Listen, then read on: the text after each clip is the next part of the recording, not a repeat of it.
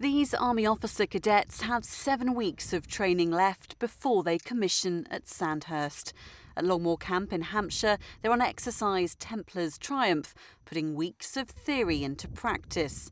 But they still have important lessons to learn.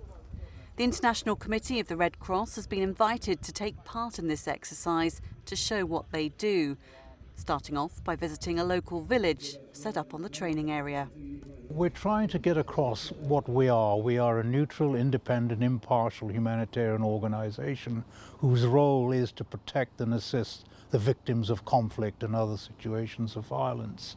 So if they have some knowledge of our organisation, they understand us and how we operate, then that might make our job easier and safer in the field if we come across UK forces.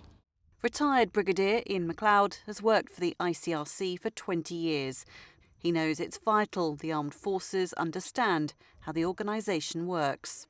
Sometime in the future, you may, on some disputed barricade or some scarred slope of battered hill, meet ICRC, and you'll say, well, we know roughly what these guys are up to. While the officer cadets take turns as members of the security forces and the local population, it's Ian's task to talk to everyone to give them a taste of humanitarian operations.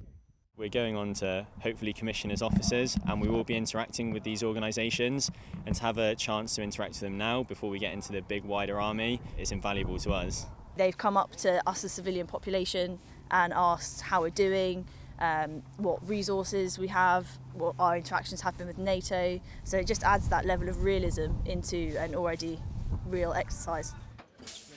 At another small village, much needed water supplies have just arrived, but locals are not happy, so Ian steps in to talk. Army were escorting water up and they got ambushed on the way, so the villagers are a little bit cross with them for being late. Neutrality is very important for us, so we have to be seen to be helping the victims, not siding with anybody. The ICRC works all around the world, everywhere from Yemen to Somalia, South Sudan to Syria. It relies on cooperation, speaking to armed groups on both sides. Last year, the International Committee for the Red Cross took part in 24 exercises, briefing and training events with British Forces personnel. This particular exercise with officer cadets from Sandhurst runs 3 times a year. The idea is catching personnel at the start of their career to raise awareness.